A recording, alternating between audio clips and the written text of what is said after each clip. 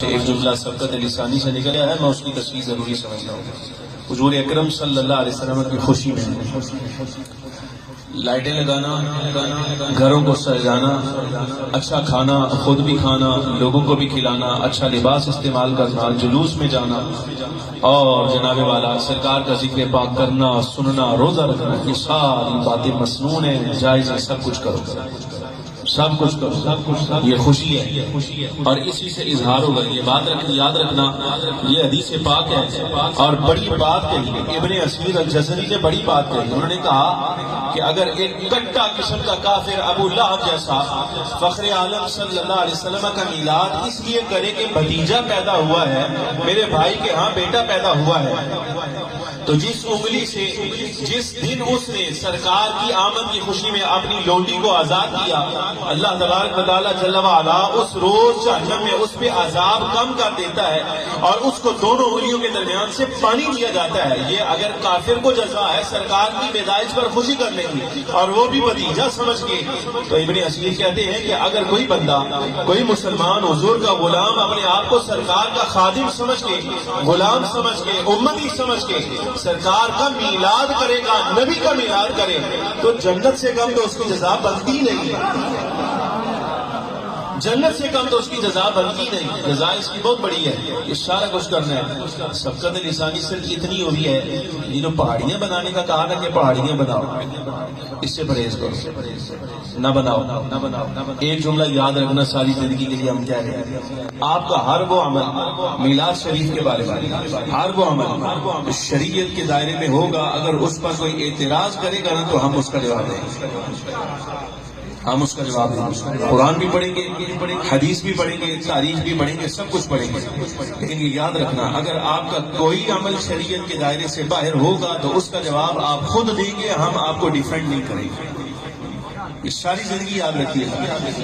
اگر آپ بازاروں میں خواتین کو لے کر جائیں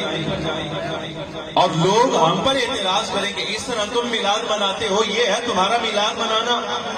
تو ہم اس پر کبھی آپ کا جناب والا دفاع نہیں کریں گے۔ ہم کہیں گے جنہوں نے اپنی خواتین کو لائٹیں دکھانے کے لیے میلاد شریف کے موقع پر باہر نکالا ہے وہ خود اپنی بات کا جواب دیں، ہم نہیں دیتے جواب، وہ خود ڈیفینڈ کریں گے، ہم نہیں کریں گے۔ لیکن یہ یاد رکھنا، کبھی زندگی میں میلاد شریف کے بارے میں کوئی بندہ یہ اعتراض کرے، سوال کرے، کہاں لکھا ہے، کیسے جائز ہے، کیوں کرتے ہو، ان سب باتوں کا جواب ہم دیں گے۔ لیکن آپ کا جو عمل خلاف سنت ہوگا، خلاف شریعت ہوگا، ہم اس پر کبھی بھی آپ کا دفاع بھی نہیں کریں گے، اس لیے کہ ہم آپ کو اجازت بھی نہیں دیتے، مشورہ بھی نہیں دیتے یہ کام کرنے کا۔ حضور اکرم صلی اللہ علیہ وسلم کا میلاد اس طرح آپ صلی اللہ علیہ وسلم کو بھی پسند ہوئی،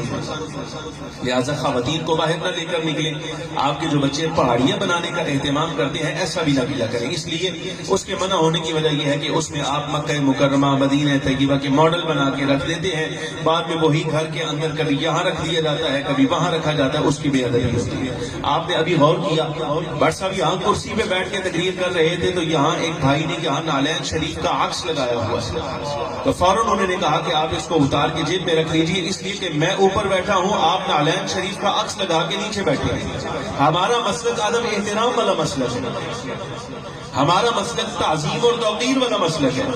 اگر سرکار دو عالم صلی اللہ علیہ وسلم کے نعلین سے اگر کسی کی صورت بھی مل جائے نا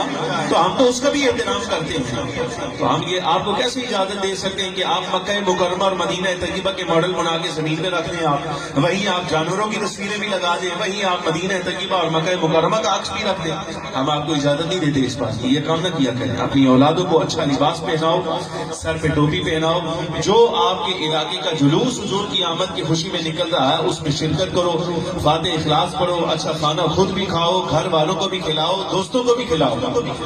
اگر کوئی پوچھ لے کہ بھائی دعوت کا مقصد کیا ہے تو اس کو کہہ دو آج دعوت صرف اس لیے کر رہا ہوں سرکار کا میلاد ہے، سرکار تشریف لائیں، اس بات کی خوشی ہے اس لیے میلاد کر رہے ہیں۔ بات سمجھ آ گئی کہ نہیں؟ تو شریعت کے دائرے میں رہ کے، ادب احترام کے دائرے میں رہ کے آپ صلی اللہ علیہ وسلم کے میلاد کی خوشی کرو، انشاءاللہ العزیز اللہ تبارک و تعالیٰ دنیا میں بھی جزا عطا فرمائے گا، آخرت میں بھی جزا